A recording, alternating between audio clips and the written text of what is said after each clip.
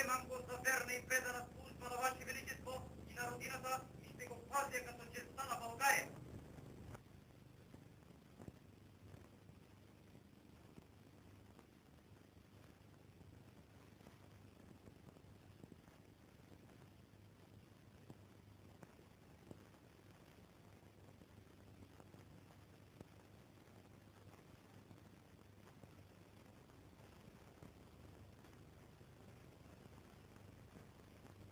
Днес честваме уния велики добродетели, с които българското воинство е служило и служи на родината, и с които то създаде безсмъртни подвизи и легендарни епопеи.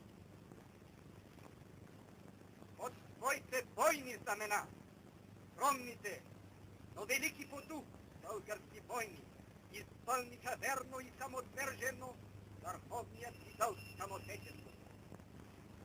От те жениха неубедаема слава, но не лично за себе си, а за българското име.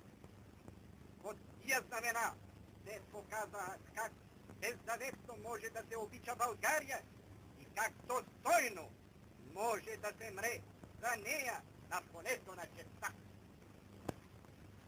Поклон мирен пред светлата памет на падналите за родината доблестни наши герои.